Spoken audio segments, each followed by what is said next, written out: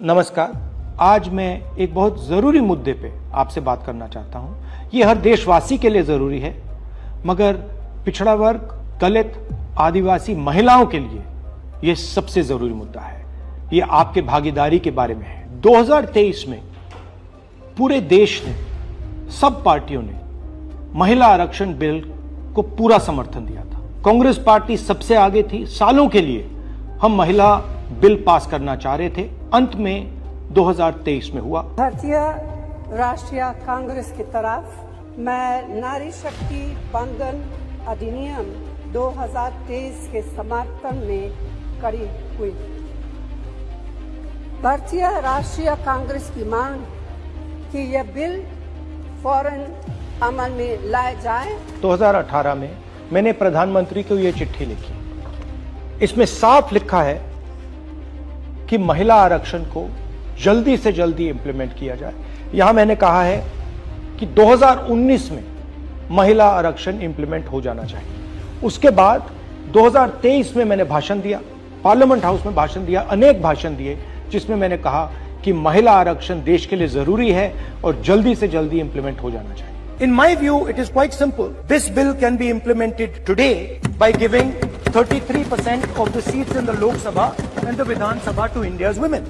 I would like to have seen OBC reservation included in this bill.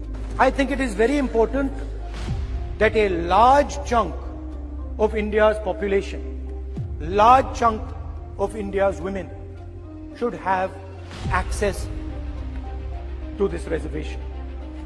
And that is missing in this bill. भाई और बहनों, अब बहुत बड़ी बेईमानी की जा रही है। प्रधानमंत्री नहीं चाहते कि कास्ट सेंसस, नए सेंसस, ओबीसी सेंसस के बेसिस पे यह निर्णय लिया जाए। वो चाहते हैं कि 2011 का सेंसस यूज किया जाए, जहां पे पिछड़े वर्ग का नंबर है ही नहीं।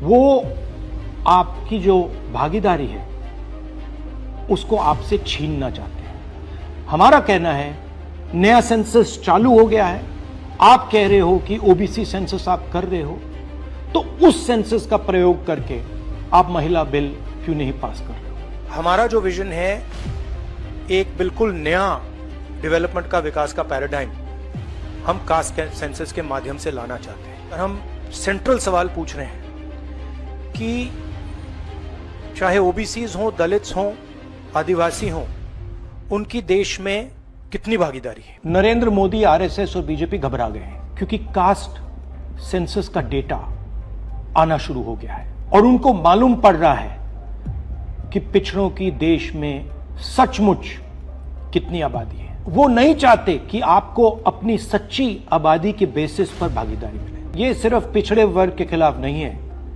ये एंटी नेशनल एक्टिविटी की जा रही है, क्योंकि पिछड़ा वर्ग 50% है, उसको भागीदारी मिलनी चाहिए और प्रधानमंत्री आपकी भागीदारी आपसे छीन रहे हैं और आपको झूठ बोलने की कोशिश कर रहे हैं। इनका जो प्रपोजल है, इसमें एक और बहुत खतरनाक चीज हो रही है। The government has unveiled a sweeping delimitation bill 2026 proposing a massive expansion of India's parliamentary representation. The strength of the Lok Sabha is set to jump from 545 to a staggering 850 seats. सच्चाई ये है कि अगर जो मोदी जी चाहते हैं हो जाए, तो जो छोटे स्टेट्स हैं, साउथ के स्टेट्स हैं और नॉर्थ ईस्ट के स्टेट्स हैं, उनका रिप्रेजेंटेशन कम हो जाए, उनको भयंकर नुकसान होने वाला है और मैं इसको एंटी नेशनल एक्टिविटी मानता हूं। हमारा जो स्टैंड है वो बिल्कुल क्लियर है।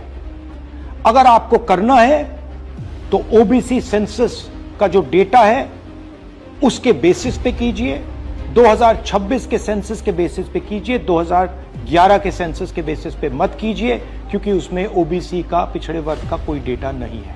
और अगर आप सचमुच में वुमेन्स बिल इंप्लीमेंट करना चाहते हो तो आपके पास वुमेन्स बिल पड़ा हुआ है, उसको आप इंप्लीमेंट कीजिए, हम आपको पूरा समर्थन देंगे। मगर पिछड़े वर्ग, सदर्न स्टेट्स, छोटे स्टेट्स के खिलाफ हम आपको काम नहीं करने देंगे। मोदी जी, मैं समझता हूं कि आप देश को मैसेज देना चाहते हो कि आप प्रो वुमेन हो। मैं जानता हूं कि आप एप्स्टीन फाइल से घबराए हुए हो। 35 लाख फाइलें यूएस में बंद पड़ी हैं, चाबी ट्रंप जी के हाथ में है और आप उससे डरे हो। मगर यह तरीका नहीं।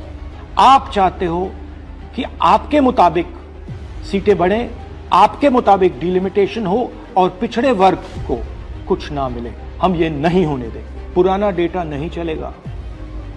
2026 कास्ट सेंसस का डेटा ही चलेगा। हम आपको पिछड़े वर्ग से चोरी नहीं करने देंगे। हिस्सा चोरी बंद करो। पिछड़ा वर्ग, दलित, आदिवासियों को उनका हक दो।